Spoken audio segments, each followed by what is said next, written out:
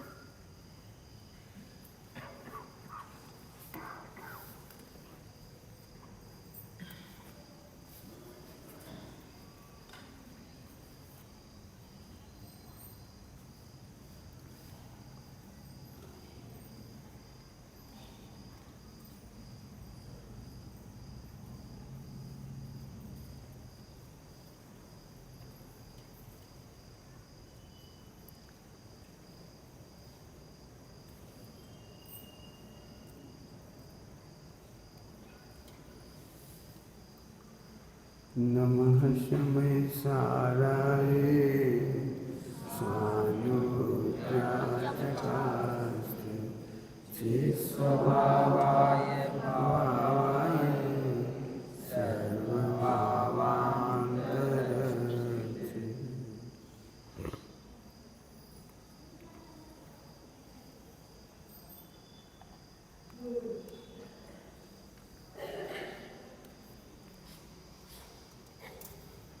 उत्तम सोच का दिवस है आज। हम देखेंगे आत्मा में गंदगी कितनी है और कैसी है। क्या प्रश्न है मेरा?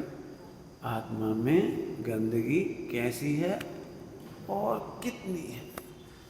जैसे हमें अपवित्रता का नाम सुनना ही पड़ता है तो हमें लगता है आत्मा पूरा मलिन है, आत्मा पूरा का पूरा खराब हो गया है, बिल्कुल रद्दी की टोकरी जैसा हो गया है। हम पूरे जिनागम को सामने रख के देखेंगे। आप भी विचार करना, प्रश्न हो तो जरूर पूछ लेना। आत्मा का एक भी प्रदेश गंदा नहीं हुआ, एक भी क्षेत्र, द्रव्य, क्षेत्र, काल, अनादि अनंत गंदा नहीं हुआ। भाव में एक भी गुण गंदा नहीं हुआ। द्रव्य, क्षेत्र, काल, भाव में कुछ गंदा हुआ ही नहीं। अब एक समय की पर्याय में गंदगी है, जैसे आप कहोगे एक समय की पर्याय की गंदगी। त्रिकालीय द्रव्य में, उसके गुणों में कुछ भी नहीं बिगड़ा, इतना तो सब कुछ स्वीकृत ही होगा। एक समय की पर्याय में गंदगी है, वो कितनी वो भी समझ लो आप, कैसी और कितनी। तो कितनी गंदगी ये बता दी, अब कैसी गंदगी है वो भी सुनो। चिंतामणि रत्न है हमारे हाथ में, इतनी सी गंदगी है कि हम इस चिंतामणि रत्न को कांच मान रहे हैं। बस इतनी सी कहानी है पूरे आत्मा की अशुद्धता की। कुछ समझ में नहीं आया होगा। चिंतामणि रत्न को कांच मान रहे हैं। तुम्हारे कांच मानने से चिंतामणि का द्रव्य नहीं बदल गया, द्रव्य के प्रदेश नहीं बदल गए, उन प्रदेशों में रहने वाले पर्णमन नहीं बदल गया। क्या बोल गया?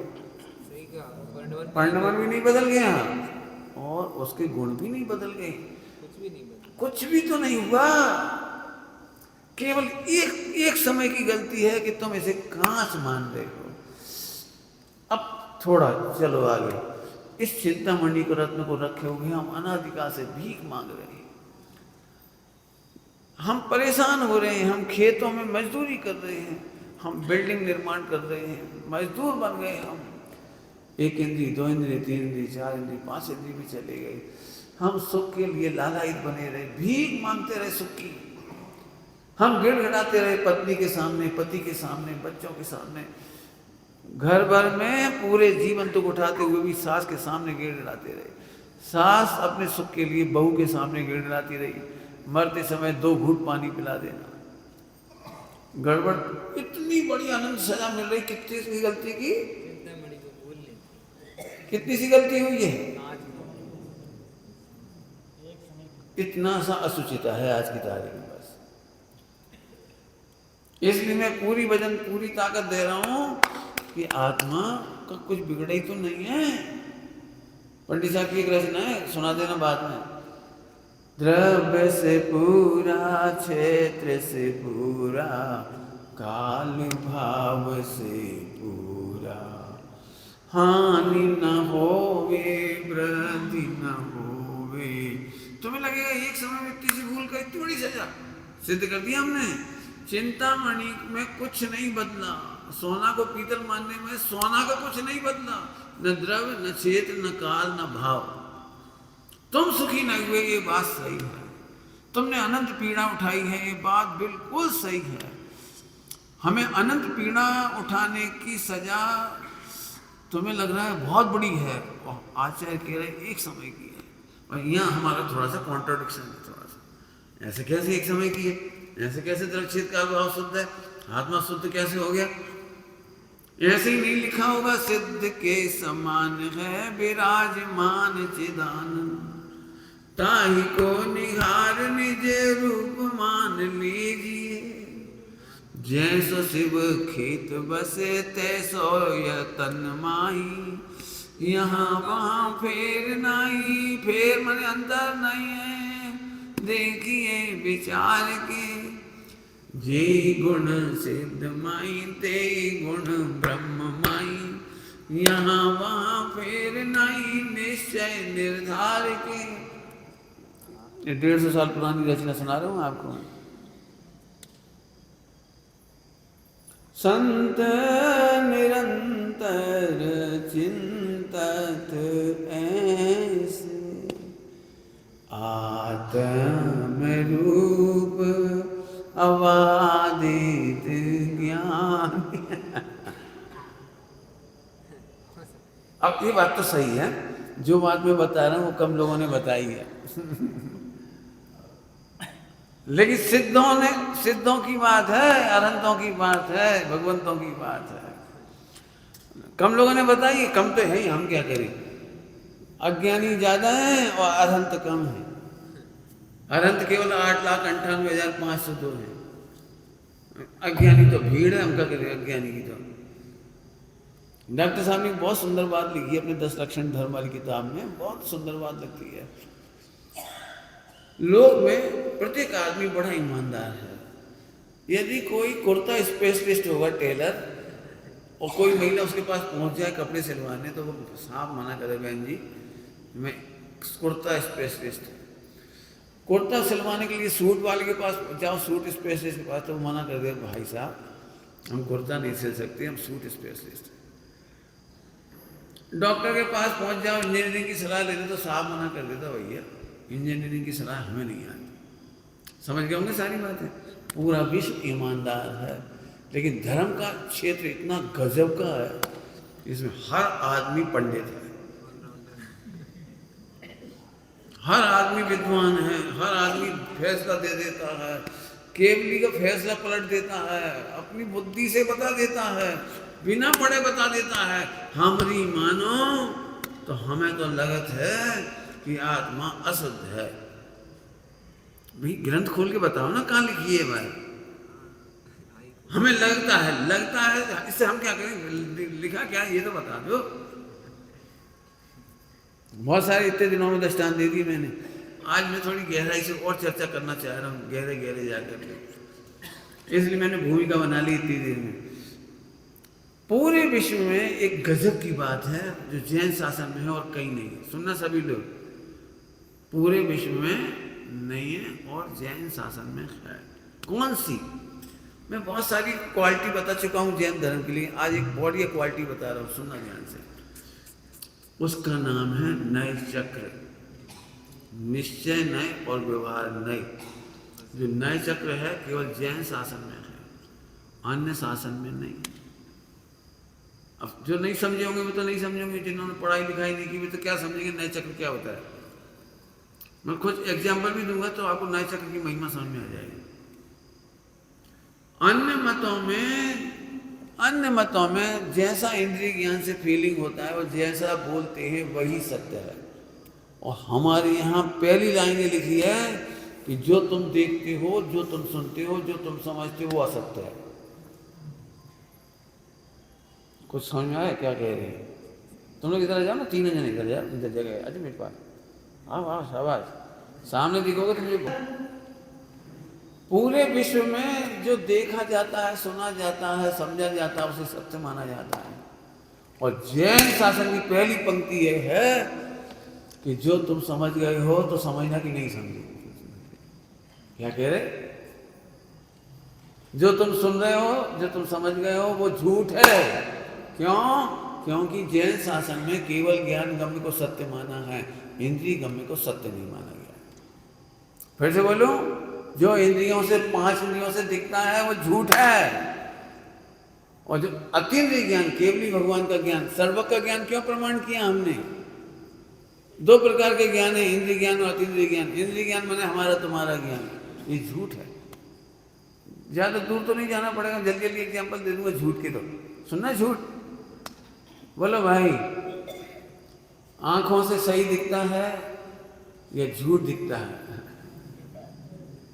अब झूठ बोल दो कि मुझे समझ में तो आए नहीं, झूठ कैसे बोल रहे थे? बोलो, आंख से दिखता है इतना सा हवाई जहाज आकाश में, ज्ञान तुम्हें धोखे से बचाता है। तुम्हें क्या लग रहा है?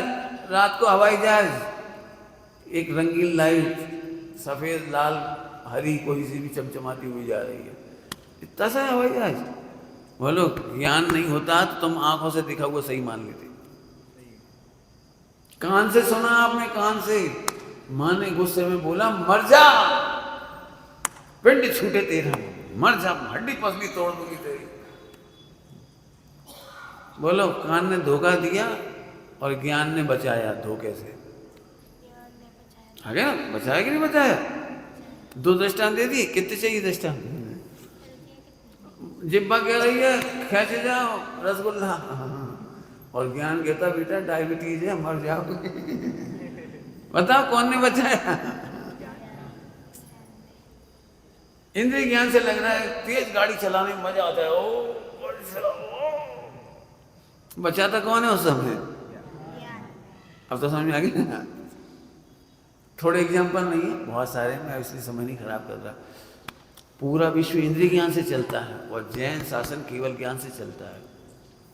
इसलिए तुम्हें आत्मा अशुद्ध भाषित हो रही है तो तुम झूठ हो, तुम्हें गलत भाषित हो रहा है। तुम्हें लग रहा है शरीर के होने से आत्मा अशुद्ध हो गया, ध्यान से सुनते जाना। तुम्हें लग रहा है मोह के होने से आत्मा अशुद्ध हो गया, तुम्हें लगता है राग के होने से आत्मा शुद्ध हो गया, तुम्हें लगता है, मैं तुम्हारी कह रहा हूँ, लगता है कि हमारे ज्ञान में गंदगी झलक रही है इसलिए मैं गंदा हूँ।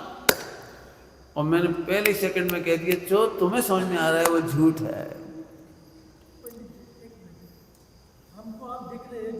हाँ, बहुत बढ़िया, बहुत ही बढ़िया, अच्छे प्रश्न पूछ लिया आपने। मैं आपको दिख रहा हूँ ये ऐसा झूठा है कि तुम्हें पुद्गल दिख रहा है।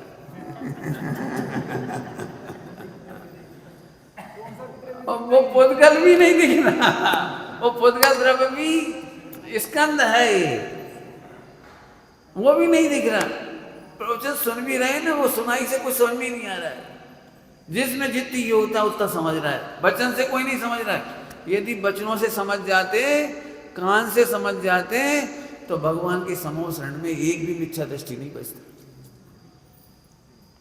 क्यों? इससे ज्यादा प्रमाणिक वाणी कहाँ मिलेगी? बोलो, अनंत भगवान की समूह शरण में जो वाणी खिल रही भगवान की, इससे अच्छी तो नहीं खिल रहेगी ना कहीं। तो एक को भी मिथ्या दृष्टि नहीं बचना चाहिए। एक भी जीव को मुनि दीक्षा लिए बिना नहीं रहना चाहिए समूह शरण में। लेकिन नहीं होता। जो दिख रहा है, जो सुन रहे हैं, सब कुछ, मैंने कहा ना मेरे पास लाखों एग्जाम्पल होते हैं हर चीज के, मैं ढेर दे दूंगा इसके लिए। जो आपको समझ में आ रहा है, देखो एक दृष्टांत देता हूँ। रेलगाड़ी में एक सूटेड बूटेड आदमी, बहुत सुंदर, क्लीन सेव, मेरे को अच्छा, और बड़ी प्यारी इंग्लिश में आपसे बात कर रहे। ओ सर, आप तो मेरे चाचा जैसे लगते हैं, ग्रैंडफादर जैसे लगते हैं, मैं आपकी क्या सेवा करूं, आप क्या खाएंगे, क्या पिएंगे, और आपसे डाइल्यूट हो रहा है, जबरदस्ती को बातें करता है, तो आप उसे अपना बेटा समझ लीजिए। अरे इतना प्रेम से तो बेटा नहीं बोलता। तुम्हारी थर्ड आई क्या बोल रही है? थर्ड आई यार कहीं गड़बड़ तो नहीं? बताओ कहां से समझ में आई ये बात गड़बड़? जो कोई समझ में आता है लिख, मैंने आप चाहो तो सत्वंग के नाम सुनो। 3 भंग वक्तव्य के हैं और 4 भंग अवक्तव्य के हैं। बहुमत कौन का है? अवक्तव्य। अवक्तव्य माने हमने जितना कहा है उतना सही नहीं हो समझे तो हम अवक्तव्य में जाके समझोगे तब सही समझोगे। आपको पता है बच्चे माता पिता को शायद है जिंदगी में 30, 40, 50, 60 साल के हो जाए तब पहचान पाए। जल्दी कह रहे हम, क्या कह रहे हो? बच्चे मम्मी पापा को पहचानने में कितने बरस ले लेती हैं? 60। तब उन्हें लगता है। आपको पता है मम्मी बहुत बुरी लगती है, पापा बहुत बुरी लगती है, लगती है ना? अरे लगती है, लगती जब हम कह रहे थे सही मान लो। आपको कब फीलिंग होता है पता है? क्या बताएं भैया, आज याद आती है हमारे पिताजी के संस्कार, आज याद आती है। आज हमारी माता जी के संस्कार आज याद आते हैं। उस समय तो बुरे लगते थे। सुबह सुबह उठ के मंदिर जाने को कहती थी तब मिलेगी दूध, चाय, नाश्ता तब मिलेगा जब मंदिर करके आओ। उस समय तो बुरा लगता था। रात को भोजन नहीं मिलेगा, भूख लगती थी, बुरा लगता था। लेकिन बाद में कहते हैं हमारी माँ के संस्कार, पहचानते पहचानते 40 साल, 50 साल, 60 साल लग जाते हैं। आप क्या समझ रहे हो? देखने से थोड़ी पहचानते हैं। अपने लोग अलग बात है और अपने लोगों में अपनापन समझ में आना अलग बात है। 2 शब्द के, अपने लोग और अपनापन। आज की तारीख में एक शब्द सुना है तो जनरेशन गैप। इंग्लिश में जनरेशन गैप सुना है? ये जनरेशन गैप क्या होता है? बेटा बाप को पहचानते ही नहीं, इसको कहते हैं जनरेशन गैप। बाप को भी नहीं पता हमारा बच्चे का व्यक्तित्व क्या है, वो सोचता क्या है, चाहता क्या है, और बेटे को भी नहीं पता कि हमारे पिताजी क्या एक्सपेक्ट कर रहे हैं। इसका नाम है जनरेशन गैप। ये चीज़ अंतर समाप्त होता है जब उसकी उम्र हो जाती है, तब उसे लगता है हमारे पापा जैसे पापा नहीं। ये डायलॉग बहुत देर से निकलता है, बहुत जल्दी नहीं निकलता है। मेरी माँ जैसी माँ नहीं मिलेगी, ये डायलॉग निकलने में बहुत समय लग जाता है। अपने लोग होना अलग बात है। हाँ, अगला डायलॉग बोलो। अपनापन लगना अलग बात है। ऐसी अपना आत्मा होना अलग बात है और आत्मा में अपनापन होना सम्यक दर्शन है। क्या बोल गए? आत्मा अपना होना अनादि से है और आत्मा में अपनापन होना, इसका नाम सम्यक दर्शन। फिर से चलो, सारा जगत इंद्रियों पर विश्वास करके चर्चा करता है और जैन दर्शन इंद्रिय विश्वास पर नहीं है। अब इस पर कहना तो मुझे बहुत है लेकिन मैं नहीं कह पाऊंगा, आपको मेहनत बहुत करनी है। मैं शुरुआत कर रहा हूं। जिनवाणी में 2 प्रकार की शैलियां हैं, एक उपदेश शैली और एक वस्तु शैली। नाम बोलो। उपदेश शैली, वस्तु शैली। कौन सी? उपदेश शैली, सीधे सीधे बोल रहा हूं, उपदेश शैली हमें पराधीनता के भाषा में बोलती है और जैन शासन को पराधीनता मंजूर नहीं है। उसके लिए सप्तभंग है, उसके लिए 14 कलश है समय सारणी में, जो मैं पहले दिन से पढ़ाने की कोशिश कर रहा हूँ। नाम तो नहीं लिए मैंने बीच में, लेकिन बताता गया हूँ आपके लिए। आज भी मैं बहुत बड़ा उद्घाटन यही करना चाह रहा हूँ। फिर से बोलो। उपदेश शैली की विशेषता है वो पराधीनता की भाषा में बोलती है। जैसे मंदिर जाने से सम्यक दर्शन होता है।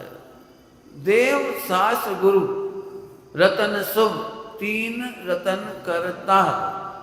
सम्यक दर्शन के निमित्त हैं जिनेंद्रिय, सम्यक ज्ञान का निमित्त है शास्त्र और सम्यक चारित्र के निमित्त हैं गुरु।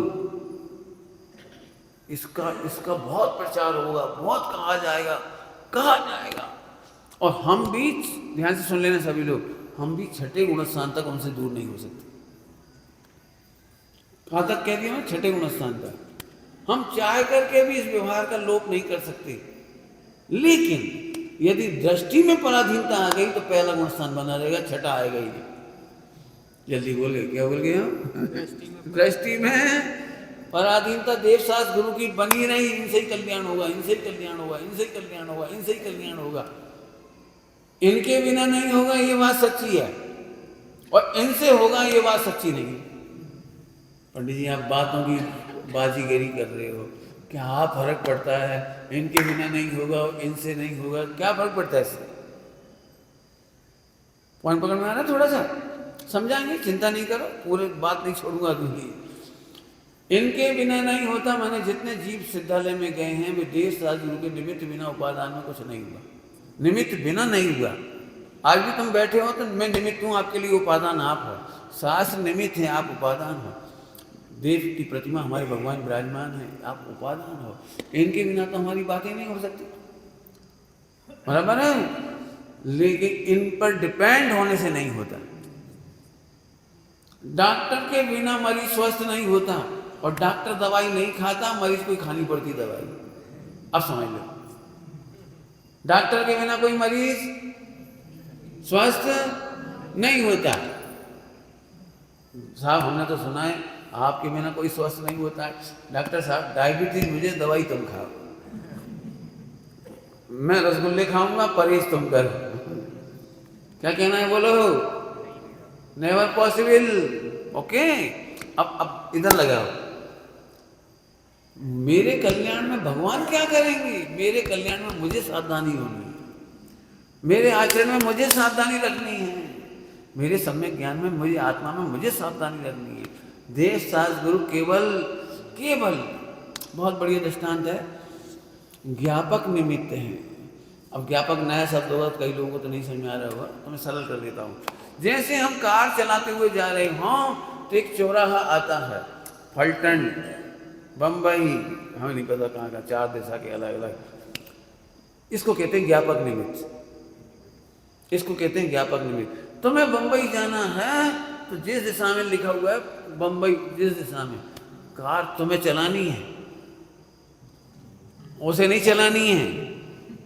ज्ञापक निमित्त को, ज्ञापक निमित्त हमारे देव शास्त्र गुरु हैं, वे तुम्हें मोक्ष नहीं ले जाएंगे, मोक्ष मार्ग में तुम्हें चलना है, और तुम्हें चलना है, इसका नाम उपादान। तुम्हें चलना है, इसका नाम। अब बोलो, निमित्त के बिना काम होगा नहीं। यदि वहां पर ये लिखा हुआ नहीं मिलता चौराहे पर, तो आप भटक जाते। चौराहे पर लिखा हुआ मिलना चाहिए, लेकिन ये जो लिखा हुआ है ना, माइलस्टोन, डायरेक्शन दिखाने वाला, वो तुम्हें नहीं पहुंचाएगा। तुम पढ़ करके भी विपरीत दिशा में चलो तो माइलस्टोन की कोई गलती नहीं है। ऐसे देव शास्त्र गुरु की कोई गलती नहीं है। आप शास्त्र पढ़ करके भी गलती करो, विरुद्ध आचरण करो, विरुद्ध श्रद्धान करो, देव शास्त्र गुरु की कोई गलती नहीं। अब मैं फिर से पूछता हूँ, समझ में आ गया होगा? देव शास्त्र गुरु के बिना कल्याण हो सकता है कि नहीं? और देव शास्त्र गुरु से कल्याण हो सकता है कि नहीं? बोलो। इसका नाम है स्वतंत्रता। कथन शैली है, कथन शैली, उपदेश शैली है। देव शास्त्र गुरु के बिना कल्याण नहीं होता। और वस्तु शैली ये है कि अपना कल्याण अपने को करना पड़ेगा। बिल्कुल इजी हो गई हो। अब चलूँ आगे, ये बात समझ में आ गई आपको? विश्व में सबसे सुंदर बात जैन शासन में यह है कि यहाँ नए चक्र की चर्चा है। नए चक्र की चर्चा सबसे बड़ा उद्घाटन है हमारे जैन शासन का, जिसका नाम है सप्तभंग।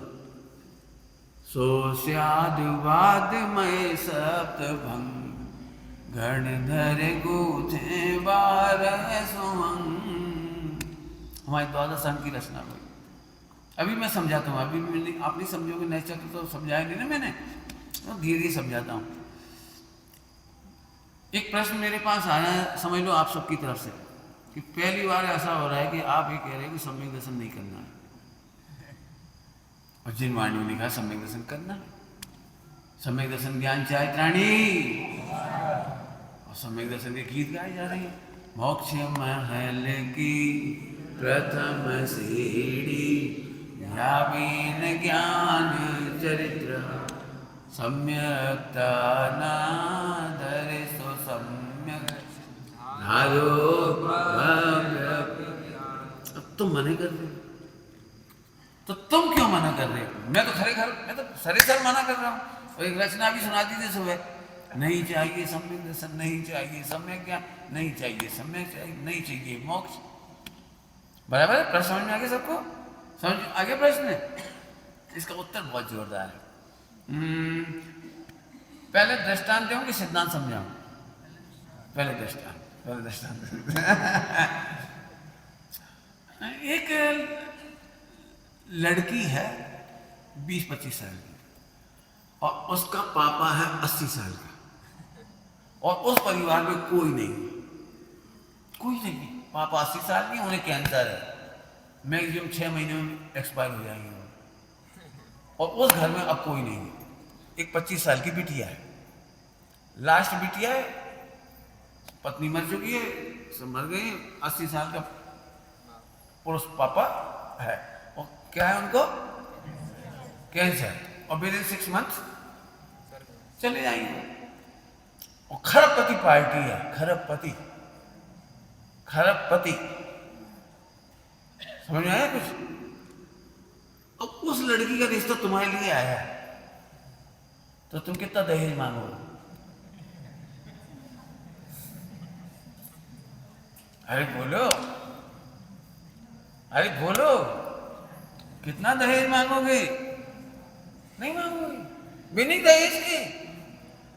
इतने क्या कहलाती कोई इतने उदार भैया, हमें तो 1 रुपया नारियल दे देना, हमें कुछ नहीं। शायद इसी दिन के लिए लिखा हुआ है, दुल्हन ही दहेज। आपने दुल्हन दे दी, हमें क्या चाहिए? आप समझ गए कहानी? समझ गए? ये है हमारा दृष्टांत। अरे जब बाप मर ही रहा है तो मांगने की क्या जरूरत है? उसे मांगने की जरूरत क्या है जब अपने आप ही। अब तो समझ गए? बस अब सिद्धांत सुनो। ऐसे जिस आत्मा में से सम्यक दर्शन ज्ञान चाहे स्वयं मिलने वाले हो, उसके लिए करे कौन, मांगे कौन? इसलिए हम आत्मा के गीत गा रहे हैं। हम इसलिए आत्मा की सम्यक दर्शन में आत्मा की रुचि लिखी है। तो मैं आत्मा के गीत गाऊंगा तो आत्मा की रुचि होगी, और सम्यक दर्शन के गीत गाऊंगा तो सम्यक दर्शन की रुचि होगी। क्या बोल गए हम? आत्मा के गीत क्यों गा रहा हूं पहले ही दिन से? कई लोगों को ऐसा लग सकता है 10 लक्षण पर भैया थोड़ा सरल सुनाओ, आलू छुड़वा दो, इनकी टीवी छुड़वा दो, बच्चों की वीडियो गेम छुड़ा दो, इसकी टॉफी छुड़वा दो, उसकी ब्रेड छुड़वा दो। पंडित जी बहुत बढ़िया है, 50 लोग सुधर गए। मैं भी जानता हूं, मैं भी ऐसा कर सकता हूं, लेकिन मैं नहीं करूंगा। क्यों नहीं करूंगा? कहते रुक गया। आया अंश, मेरी ओर देखो, तुम्हारी स्टोरी सुनाता हूँ, थोड़ा तुम्हें समझ में जाएगी, सरल हो जाएगी। अब मैं एक दृष्टांत लेके समझाता हूँ, ध्यान से सुनना। विश्व में कार्य की प्रशंसा की जाती है, लेकिन कार्य की प्रशंसा से कार्य नहीं होता। जैसे दूध मीठा करो, खीर मीठी करो, मीठी खीर बहुत टेस्टी लगती है, तो मैं आपसे पूछ रहा हूं कि आप खीर मीठी करो, खीर मीठी करो, खीर मीठी करो, खीर मीठी करो, ऐसे बोलने से खीर मीठी होगी? या चुप और शक्कर डालो? क्या करोगे बोलो भाई? खीर मीठी करने के लिए क्या करोगे? 1 घंटे भजन समारोह, क्या करोगे बोलो? कार्य की महिमा से कार्य नहीं होता, कारण की महिमा से कार्य होता है। कारण जुड़ा, आत्मा कारण है, आत्म ध्यान मुक्ति का कारण है, आत्मा की रुचि से सम्यक होता है, आत्मा को जानने से सम्यक ज्ञान होता है, और आत्मा में स्थिर होने से सम्यक चाहित होता है। बताओ लिखिए कि नहीं लिखिए परिभाषा? बोलो लिखिए कि नहीं लिखिए? तो अब मैं आपसे पूछ रहा हूं, मैं कार्य के 10 दिन तक गीत गाता रहूं वो अच्छा है, या 10 दिन तक जिस कारण से काम होना उस कारण को समझाऊं? बोलो अब समझ में आ गया होगा आपको, सम्यक दर्शन करना है, ये बात सच्ची है, लेकिन ये उपदेश शैली है।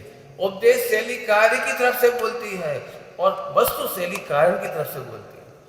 इन दोनों का अंतर समझ लो। क्या बोला हमने?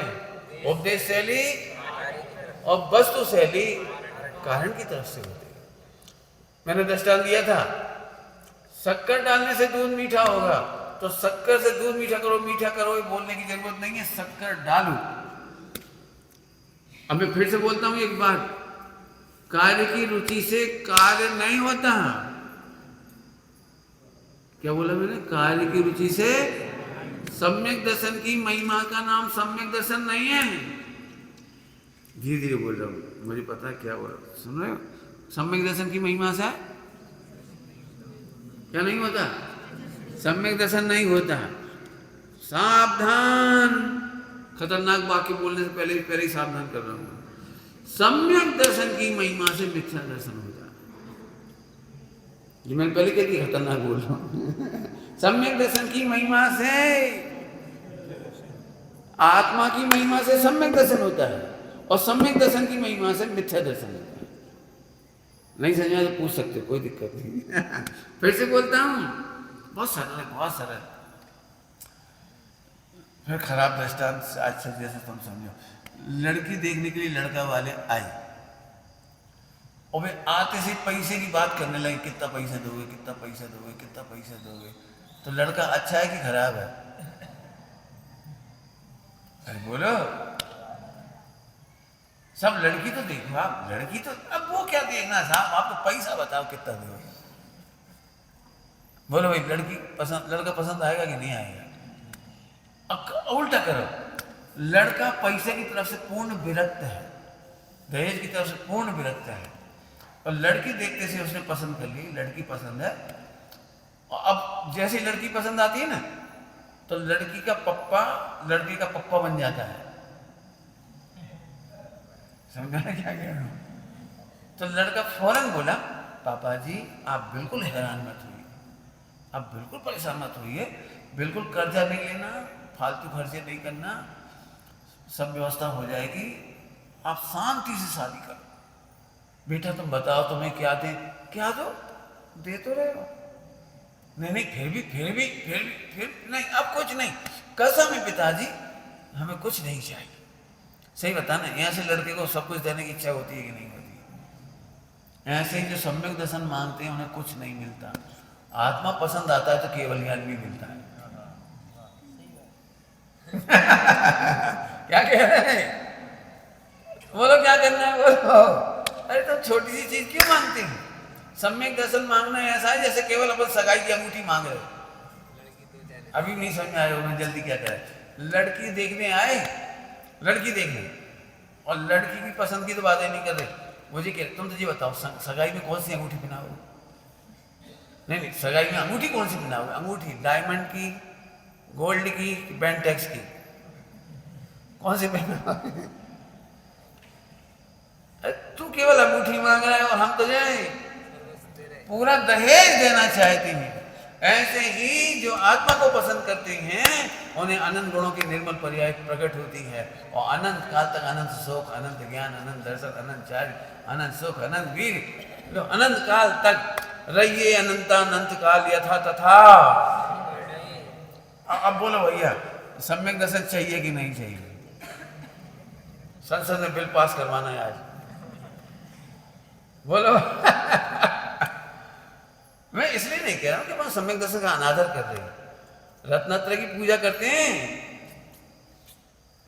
रत्नत्रय की महिमा की वजह से इकट्ठे हुए, यदि नहीं होते तो अपन इकट्ठे नहीं होते। लेकिन कार्य की महिमा से कार्य नहीं होता, कारण जुटाने से कार्य होता है, और कारण है आत्मा। आत्मदृष्टि सो सम्यक दृष्टि, द्रव दृष्टि तेज सम्यक दृष्टि। बोलो कहां तक बोलना है? ध्रुव दृष्टि, वो सम्यक दृष्टि, तो ध्रुव देखेंगे ना। अगली बात समझ में आई?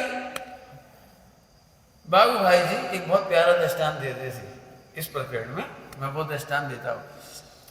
बेटी की शादी हुई तो उसे 1 लाख रुपए की साड़ी चढ़ाई ना, भेंट की गई। माँ बाप ने एक बहुत प्यारी साड़ी सोने की तारों से बनी हुई 1 लाख रुपए की साड़ी उसको दी, और माता जी ने उसे समझाया जाते समय, बेटा इस सूट केस संभाल के ले जाना। क्या संभाल के ले जाना? क्या संभाल के? इस सूट केस संभाल के ले जाना। तो अब 4-5 बार उपदेश शैली सुनी ना, तो उसके दिमाग में भी आ गई सूट केस संभाल के ले जाना। तो उसने क्या करा, वो 1 लाख रुपए वाली साड़ी निकाली और उसमें सूटकेस को बांध ली।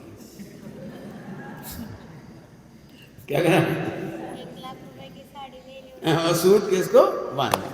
अब कार में पीछे डिग्गी में रखी, गाड़ी में खींचा, चढ़ाया, उठाया, खींचा, धरा, ऐसे करे वो ससुराल पहुंच गई। बिटिया ससुराल पहुंच गई। तो मम्मी ने फौरन फोन घुमाया, बेटा सूटकेस ठीक से पहुंच गया? कि हाँ मम्मी, सूटकेस में स्क्रैच तक नहीं पड़ी, बस वो साड़ी थी नहीं, वो जरूर फट गई।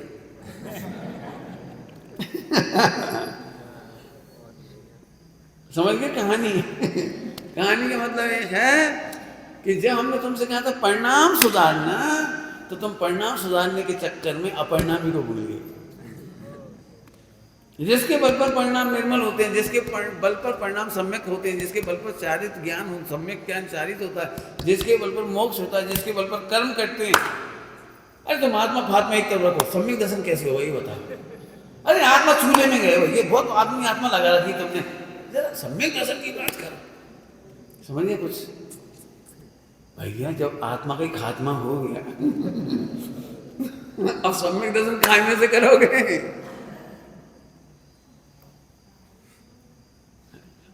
इसलिए मुझे कारण की भी खबर है और कार्य की भी खबर है। जब तुम मैं मिथ्यात्व पे रोज तो चोट कर रहा हूं, रोज चोट कर रहा हूं मिथ्यात्व पर। आत्मा की स्वतंत्रता का अनुभव नहीं करना मिथ्यात्व है, आत्मा को परिपूर्ण नहीं मानना मिथ्यात्व है, आत्मा को अशुद्ध मानना मिथ्यात्व है। खूब दे तो रहा हूं, अब आत्मा को शुद्ध मानो, ये सम्यक है। तो ठीक है, अब मैं वापस फिर पूछ रहा हूं, आत्मा में कितने % अशुद्धि हुई है? आत्मा शुद्ध होने पर भी अशुद्ध मानना, ये अशुद्धता है। फिर से बोल के जल्दी से, आत्मा के शुद्ध होने पर भी मतलब मोक्ष वाली नहीं, अब भी आत्मा शुद्ध है। पंडित जी आप एकांत खींच रहे हो सकता है कोई ऐसा कहे, एकांत खींच रहे हो। आत्मा शुद्ध है कि शुद्ध होना है? बड़ी जल्दी बिल पास हो गई। पंडित जी हमें कौन सा मतलब है, आप जो चाहे कहलवा लो, गृहस्थी तो हमारी वही है। लेकिन फिर से समझाता हूं, आत्मा शुद्ध होना है ये पर्याय का सत्य है, और आत्मा त्रिकाल शुद्ध है ये वस्तु का सत्य है, ये ध्रुव का सत्य है, ये द्रव का सत्य है। पर्याय में सत्य है, ठीक है, वो भी हमें मंजूर है। मोक्ष होगा, 14 गुण स्नान के बाद मोक्ष होगा, उसका भी मंजूर है। लेकिन बहुत छोटी बात है वो। आपको पता है 99% काम लड़की की चिंता का सगाई के होते से ही हो जाता काम पूरा। अब काम तो बहुत बड़ा बचता है, लेकिन भार उतर जाता है।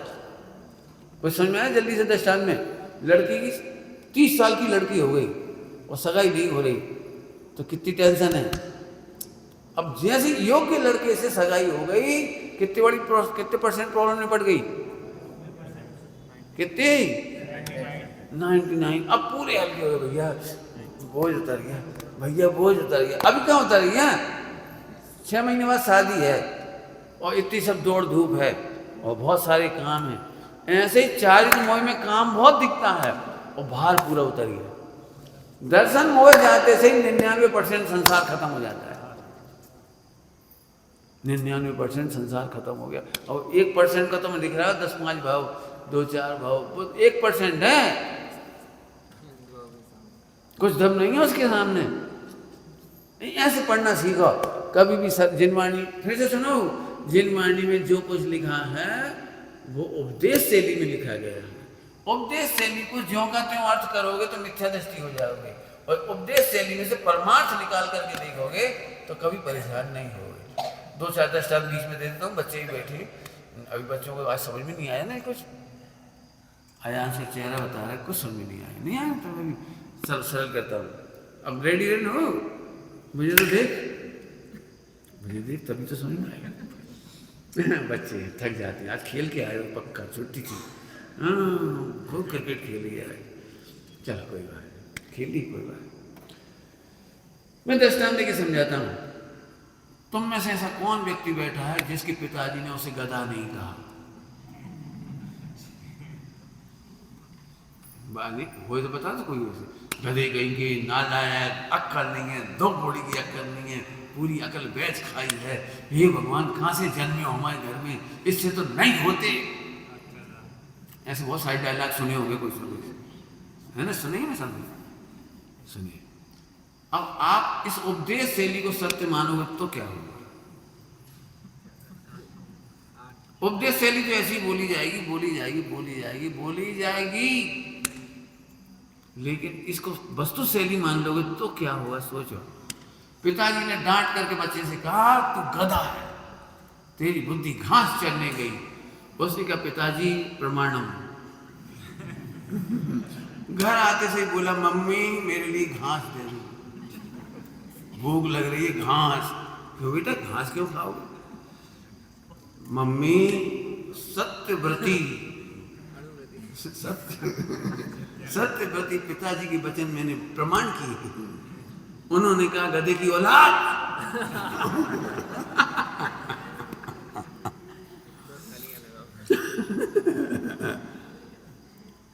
कई बार बाप बेटे को कह देता गधे की औलाद, बता।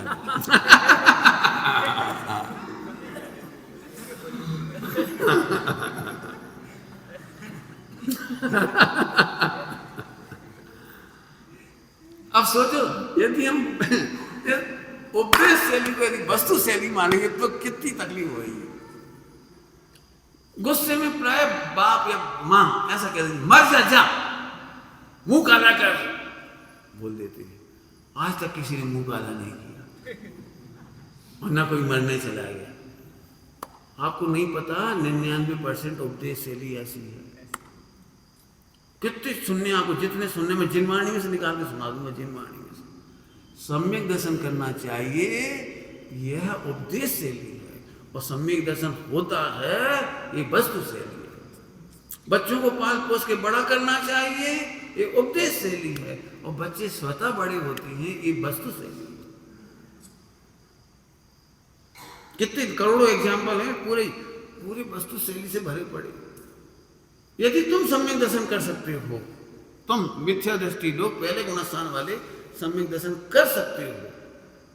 उपदेश शैली तो है, मैं भी स्वीकार कर रहा हूँ है, तो क्या दिक्कत आई? मैं अब खड़ी करता हूँ आपके सामने। जब मैं मिथ्या दृष्टि हूँ और सम्यक दर्शन कर सकता हूँ, तो अनंत बल के धनी महावीर भगवान सही दिवस में दिन में मोक्ष क्यों नहीं गए? अनंत बल था ना, अनंत बल था ना। अब तो इतना सा काम रह गया तो मोक्ष जाने का, तो सही समय से मोक्ष जाते। सही समय मतलब अर्ली मॉर्निंग क्यों गए?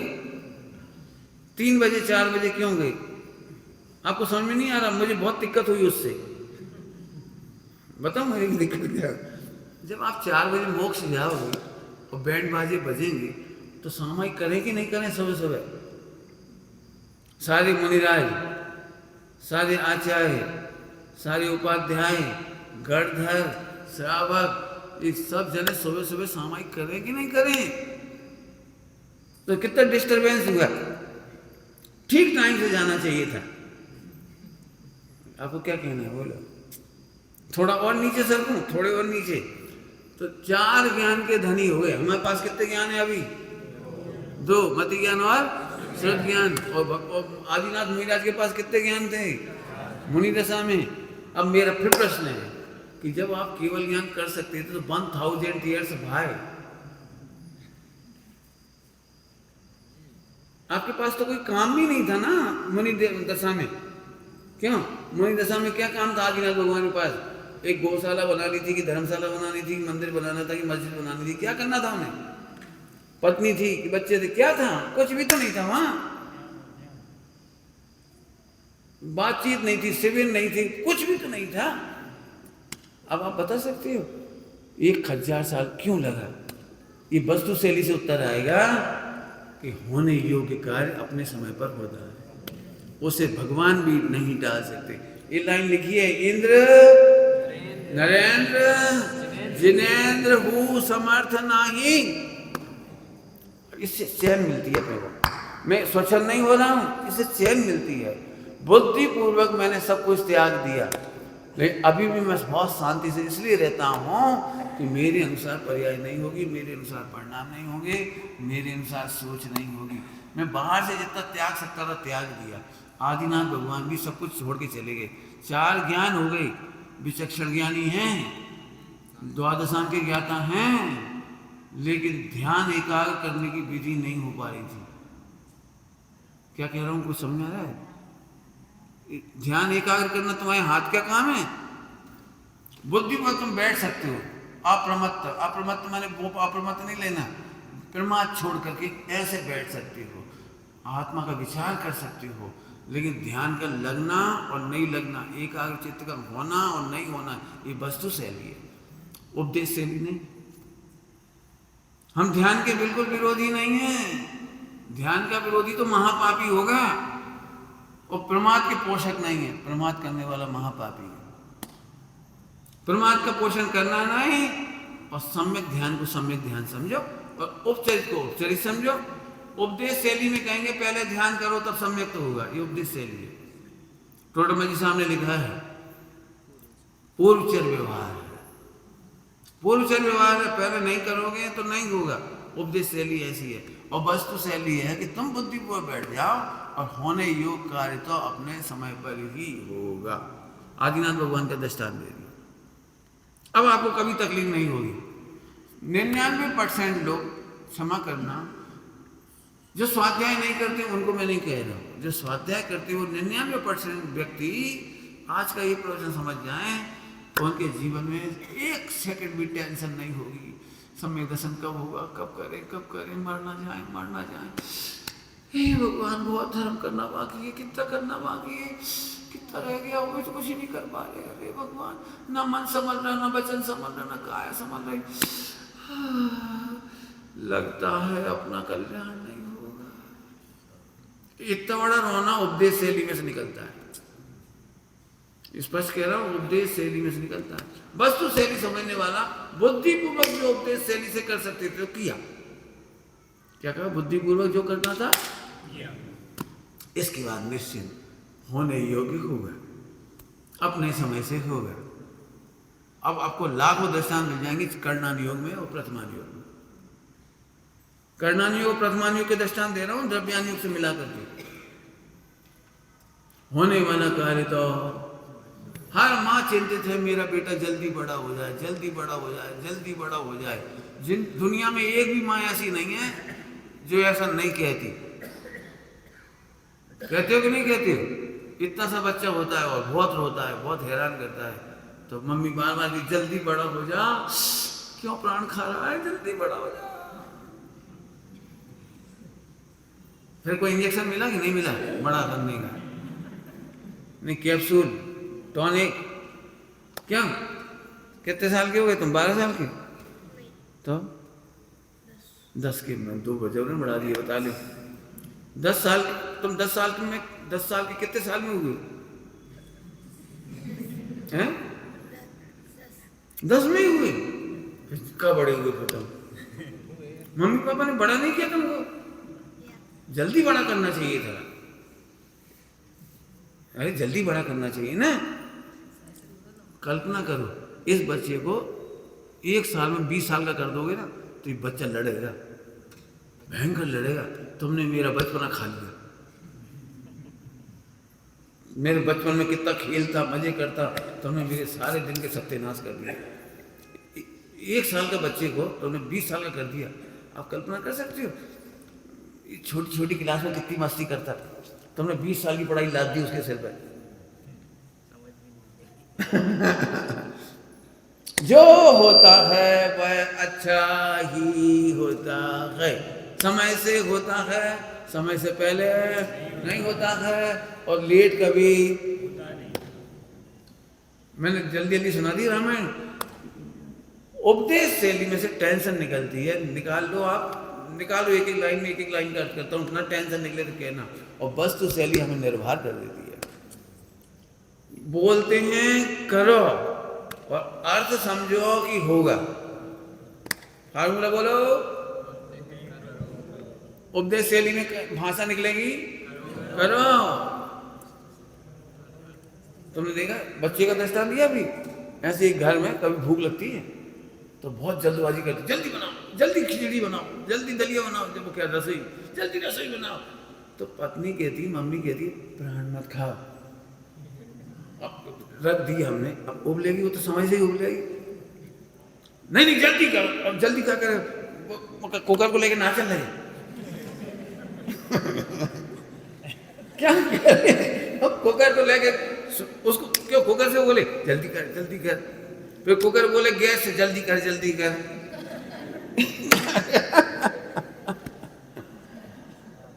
आप बताओ जल्दी करने की क्या व्यवस्था।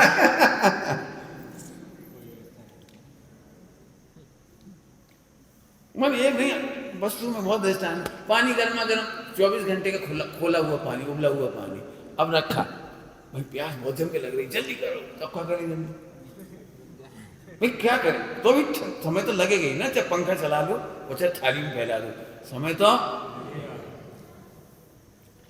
जल्दी की कोई व्यवस्था, लेकिन भाषा की मजबूरी है कि हम कहेंगे जल्दी करो। कहाँ लिखा है जल्दी करो, छेड़ा में से बोलो, हिमी जाने आलस हान साहस ठान यह सिख आदरो, जब लो न रोग जरा गई, तब लो झटती झटती झटती निज हित। अभी अरे बच्ची तैयार हो जाए, बच्चा तैयार हो जाए, पंडित जी हमें समय दर्शन दे दो, बिना समय दर्शन तरी मत जाओ, हम अभी तैयार हैं। तो हम भी परेशान हो जाएंगे, जे भी परेशान हो जाएगा, तो हम इसे दे नहीं पाएंगे, और जे अभी जिद पकड़ ले तो कर नहीं पाएंगे। तो होने वाला काम तो समय से होता है। अब इससे निराकुलता आएगी या जल्दी करो इससे निराकुलता है। अब प्रवचन समेट लो, जैन शासन की विशेषता बताओ। विश्व में सब जगह उपदेश शैली है, और जैन दर्शन में उपदेश शैली के साथ वस्तु शैली है। उपदेश शैली से वस्तु शैली में आने के लिए नए चक्र है। कौन सा चक्र है? नए चक्र। दृष्टांत देने की इच्छा हो रही, पहले तो दे भी दिए, नए नए दृष्टांत दे रहे बहुत सारे। बोलो भाई तुम्हारी माता जी कितनी है? माता जी मराठी में क्या बोलते हैं? आई साहब, आई कितनी आई है तुम्हारी? ठीक है, देखो मैं गिनाता हूँ अभी आगे।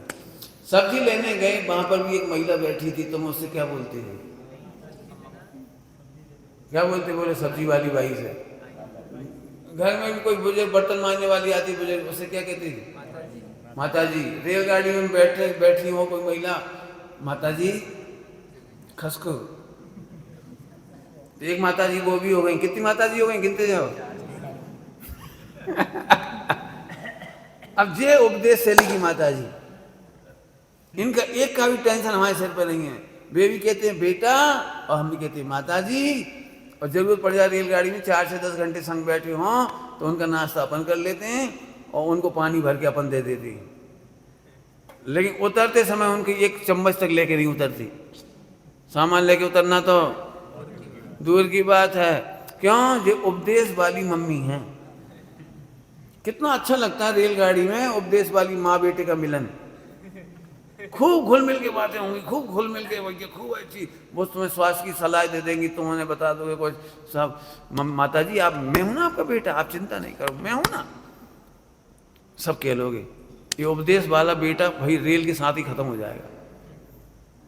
समझ में तो आ गई होगी बात। ऐसे व्यवहार नए से उपदेश शैली बहुत है। और हमारे परमात्मा ने, हमारे भगवंतों ने, हमारे आचार्यों ने हमें वस्तु शैली समझाई है कि ठीक है कहने की बात समझो लेकिन मानना नहीं। एक दिन पहले भी कहा था कहना लेकिन मानना नहीं। दृष्टांत याद आया? 1 किलो की चांदी की थाली, आपकी थाली लग गई, उठा के मत ले जाना। कहते कि नहीं? तो ऐसे यहाँ सब जगह लगा लेना। अब फिर से सुन लो, जल्दी करो कहेंगे और उसका अर्थ निकलेगा धैर्य से रखो, समय से होगा। भाई इतना सरल गणित हो गया, अब कुछ नहीं बचा। चलूं आगे, चलूं, समय हो रहा है बिल्कुल। एक अंतिम बात क्या करें, पूरा करूंगा, पूरे टाइम ही छोड़ूंगा। अब मैं नाम गिना रहा हूं स्वतंत्रता के नाम। परद्रव्य, परक्षेत्र, परकाल और प्रभाव, 4 बातें बताई। परद्रव्य, परक्षेत्र, परकाल, प्रभाव। इनसे काम कभी नहीं होता, इनसे कहते हैं नास्ति। और स्वद्रव्य, स्वक्षेत्र, स्वकाल और स्वभाव से अस्ति। अस्ति, अस्ति नास्ति भंग, अस्ति नास्ति भंग। बहुत जोरदार है, ध्यान से सुनना। अस्ति, काम हमेशा अस्ति से होता है और नास्ति से कभी काम नहीं होता है। अब लेकिन ये शॉर्टकट फार्मूला है जो तुम्हें याद रखना पड़ेगा, वहां लिखा नहीं मिलेगा। पॉइंट नोट किया जाए मिलॉर्ड, बड़ी बात पढ़ा के जा रहा हूं अभी। नास्ति से काम नहीं होगा, अस्ति से काम होगा, ये केवल ध्यान रखना है तुमको। और वस्तु शैली में तो ये है, और कथन शैली में उल्टा चलेगा। कथन शैली में कहेंगे गुरु बिन ज्ञान कभी नहीं होता। और उसी तरह तुम समझोगे कि गुरु परद्रव्य है। तुम्हें अंदर अंदर समझना है, मेरे बिन ज्ञान कभी नहीं होता। लिखा है शास्त्रों से ज्ञान होगा। बोलो बेटे, सुतेश नाम है, सुतेश, शास्त्रों से ज्ञान होगा कि नहीं होगा? होता है कि नहीं होता है? बोलो। अब लिखेंगे यही कि शास्त्रों के बिना ज्ञान नहीं होगा। स्वाध्याय करो, स्वाध्याय करो, शास्त्र पढ़ो, शास्त्र पढ़ो, सम्यक ज्ञान के लिए शास्त्र पढ़ो। और अंदर अंदर समझना कि शास्त्र पढ़ने से ज्ञान नहीं होगा। अच्छा, कोई नया व्यक्ति होए, चालाकी सिखा रहे, मायाचारी सिखा रहे, कहो कछु जी, बड़ी आवाज है। मैं खोल के पढ़ा रहा हूं आपको। अरे उपदेश शैली में ऐसे ही कहा जाता है और वस्तु शैली में उल्टा हो जाता है। अस्ति से काम होता है, नास्ति से काम। नास्ति कौन की? परद्रव्य, परक्षेत्र, परकाल, प्रभाव। चारों को दृष्टांत देंगे हम अभी आपको। क्यों MBBS कॉलेज के बिना कोई डॉक्टर बन सकता है? बोलो नहीं, पक्का है। तो गारंटी दो, MBBS कॉलेज में पढ़ने वाले सारे डॉक्टर बन जाते हैं? क्यों? अब क्यों नहीं बन पाते? MBBS कॉलेज में सब गए, 100 विद्यार्थी गए पढ़ने के लिए, 100 डॉक्टर बनेंगे कि नहीं बनेंगे? अरे बोलो। तो कहेंगे तो यही कि कॉलेज जाए बिना डॉक्टर नहीं बनेंगे। सही बात है कि कॉलेज में जा करके भी जिनमें योग्यता होगी वे बनेंगे। पॉइंट पकड़ में आ गया कुछ? ऐसे ही शास्त्रों के बिना ज्ञान नहीं होगा, बात सच्ची है, लेकिन जिनकी योग्यता होगी उन्हें ज्ञान होगा। शास्त्र पढ़ने से भी सबको ज्ञान? यदि ऐसा होता तो 11 अंग 9 पूर के पार्टी से कोई गड़बड़ नहीं होती। समझ गए? 11 अंग 9 पूर के पार्टी। और आज की तारीख में भी देख लो, बहुत पढ़े लिखे लोग ज्यादा गलती कर रहे। मैं शास्त्रों के मामले में नहीं कहना चाह रहा हूं, लौकिक के मामले में कह रहा हूं। ज्यादा पढ़े लिखे लोग ज्यादा गलती कर रहे। बात तो बहुत बड़ी छेड़ दी मैंने आप समझदारी से इशारा कर रहा हूं। पुराने जमाने में पढ़े लिखे लोग नहीं थे और 50-50, 60-60 लोगों की फैमिली थी, 3-3 पीढ़ियों की बहुएं रहती थी साथ। और आज पढ़े लिखे ज्यादा होने से पति पत्नी में कब तलाक हो जाए शादी के बाद पता ही नहीं। ज्यादा पढ़े लिखे ना, इसलिए ज्यादा पढ़े लिखे, तलाक का डर है। क्यों तलाक का डर है? क्योंकि अरे बोला ज्यादा पढ़े लिखे। एक छोटा सा दृष्टांत नहीं है, जो डॉक्टर खुद कह रहे हैं लाइफस्टाइल सही करो, उनकी लाइफस्टाइल सही नहीं है। और बोलो कौन की बातें सुनना है कहना सरल लगता है, कानून का काम न्याय देना है। और मैं कहता हूं उल्टा, क्षमा करना है, कोई नाराज नहीं होना, मुझे लगता है कानून से बड़ा अन्याय कोई नहीं कर रहा। उल्टा मत लेना, जिस सेंस में कह रहा हूँ समझना। 20-25 साल बाद न्याय मिला तो जिसने भुगता उसने तो भुगता ही, सही पार्टी नहीं तो भुगता। न्याय कहाँ मिला? न्याय तो हम तब कहें जब समय से मिल जाए। 10,000 की जमीन बचाने के लिए 10 लाख रुपए मुकदमा में लग गए और मुकदमे जीत गए। क्या मतलब निकला? और 50 साल, 25 साल, 40 साल लग गए। आप समझ में आया?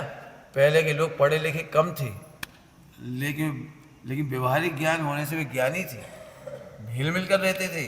क्या बताएं, गांव गांव का माहौल बहुत अच्छा था। आज की तारीख में हालत उतनी अच्छी नहीं है। अब फिर वापस आ जाओ, इसका मतलब है शास्त्रों में से ज्ञान नहीं आता। जिनकी योग्यता होती है उन्हें शास्त्र के में से ज्ञान आता है, ये कहने में आता है। कौन से 4 नाम बोले थे? द्रव्य, क्षेत्र, काल, भाव। बोलो भाई, महावीर भगवान का मोक्ष कहां से हुआ? पावापुरी से। अब पावापुरी पर क्षेत्र है और आत्मा के असंख्यात प्रदेश स्व क्षेत्र है। सप्तभंग में नास्ति भंग कह रहा है कि पर क्षेत्र से आज तक किसी का मोक्ष नहीं हुआ। उल्टा मत लेना कोई। उपदेश शैली का अंतर बता रहा हूं। उपदेश शैली में लिखा है 20 तीर्थंकर कहां से मोक्ष गए थे? समय शिखर जी से। और जिनवाणी में किस नास्ति भंग कह रहा है, अस्थि भंग कह रहा है कि सारे तीर्थंकर स्व क्षेत्र से मोक्ष गए। अब तो समझ आ गया हो थोड़ा बहुत। चौथे काल से मोक्ष जाते कि पंचम काल से? बोलो भाई। अब चौथा काल, 5वां काल पर काल है। स्वयं के परिणमन से मोक्ष जाती है, स्वयं के पवित्र परिणमन से मोक्ष जाती है। अब तो समझ में आ गई आपको। उपदेश शैली पराधीनता सी लगती है, पर द्रव क्षेत्र काल भाव के अधीनता सी लगती है, और वस्तु शैली स्वयं क्षेत्र काल भाव की स्वाधीनता का है। हमारी जैन शासन की अद्भुत अद्भुत शैली है, ये पूरे विश्व में कहीं नहीं मिलेगी, ये हमारे यहाँ है। ये कहती भी है और सही समझने को भी कहती है। कहती भी है, कहती भी है। बोलो भाई, शादी के बाद पति पत्नी की जिम्मेदारी लेता है कि नहीं? जल्दी बोलो। पति पत्नी की जिम्मेदारी लेता है कि नहीं? हाँ, उपदेश शैली, उपदेश शैली। तो मैं पूछता हूँ, पत्नी पहले बीमार रहती थी एसिडिक, तो शादी बाद एसिड की जिम्मेदारी कौन की हो गई? फिर शादी बाद सिर दर्द होगा तो इसकी जिम्मेदारी कौन की हुई? अरे बोलो। और पत्नी की आयु पूरी हो गई तो जिम्मेदारी कौन की हुई? मुझे अभी तक नहीं समझ में आया कि पति ने पत्नी की जिम्मेदारी कौन सी ली। ना मेंटली ली, ना फिजिकली ली, ना बीमारी, ना सुख दुख, ना साता, ना साता, ना चिंतन, ना मंथन, ना रत्नत्रय। क्या की जिम्मेदारी ली भाई साहब आपने? कि बहुत भैया कहने की बात है, उपदेश शैली। तुम अपने उदय के प्रमाण जियोगे और भी अपने उदय के प्रमाण जिएंगे।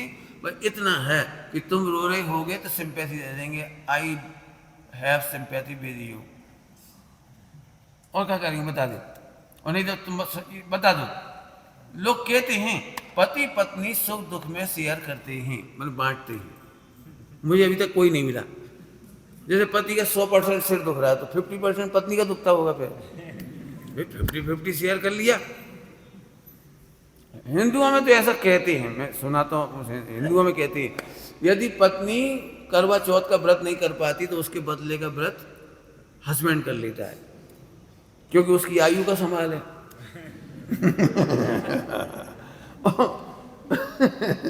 और हस्बैंड की आयु का उपवास हस्बैंड को नहीं करना पड़ता, और हस्बैंड की आयु का उपवास पत्नी करती है। और हमारे यहाँ तो एक गोलगप्पा है ही नहीं। समझ में आ गया कि नहीं? तो उपदेश शैली अलग है और वस्तु शैली अलग है। यदि आज की ये चर्चा आपके समझ में आ जाएगी तो आने वाले 6 दिन और स्मूथ बीतेंगे, और फिर स्मूथ का फिर तो अनंत काल स्मूथ। ओम नमः शिवाय।